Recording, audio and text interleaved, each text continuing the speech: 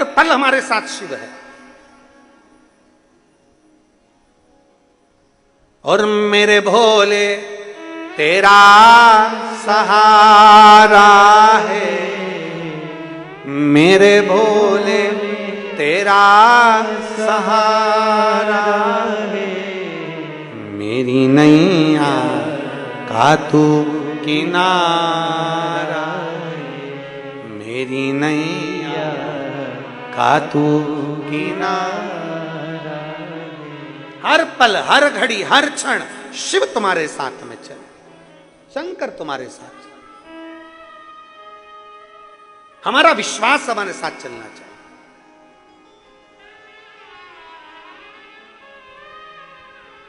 हम जब इस व्यासपीठ के पास में आते हैं तो हमारा सीहोर का कंकर और सीहोर का रुद्राक्ष दोनों साथ देवादिदेव महादेव के साथ में चलते हैं। उसकी आराधना, पूजन, अर्चना, स्मरण नित्य प्रति। और एक तो हमारी पोथी में रखा ही रहता है।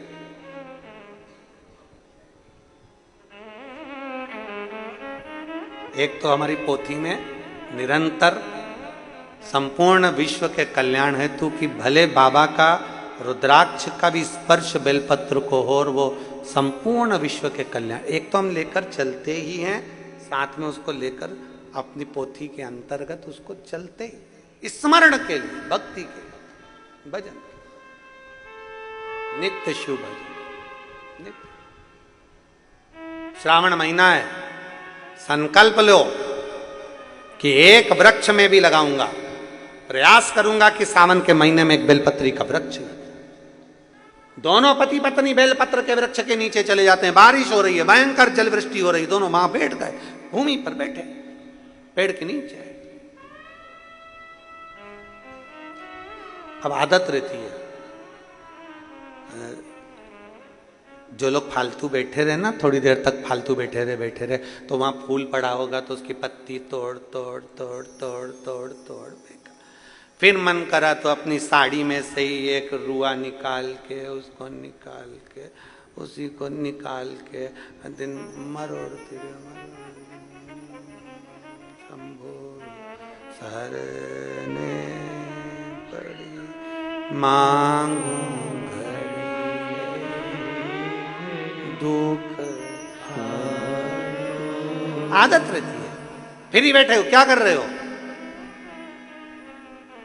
भिलाई की कथा में कहा था, भानु नाम का बच्चा धूल का शिवलिंग बना लेता है। सुनी थी कथा? भानु नाम के बच्चे ने मिट्टी का शिवलिंग बना लिया, उसका पुण्य उसके खाते में चला गया, पुण्य खाते में गया, केवल शिवलिंग बना, केवल। अब दोनों पति पत्नी शंकर के भक्त बैठे, बेलपत्र की छांव, मिट्टी में से, ढेले में से ऐसा बनाते बनाते शिवलिंग की आकृति बना ली। शिवलिंग की आकृति बन गई। और शिवलिंग की आकृति जब बन गई तो मन में दोनों पति पत्नी के भाव आया, ये शंकर हमने बना लिए, हमें स्मरण नहीं आया। बेलपत्री तोड़ी, शिव को समर्पित कर दी। जैसे ही बेलपत्री शंकर पर चढ़ी, उसी मिट्टी के शिवलिंग में से, पार्थिव शिवलिंग में से शंकर भगवान प्रकट हो गए। शिव प्रकट हुआ।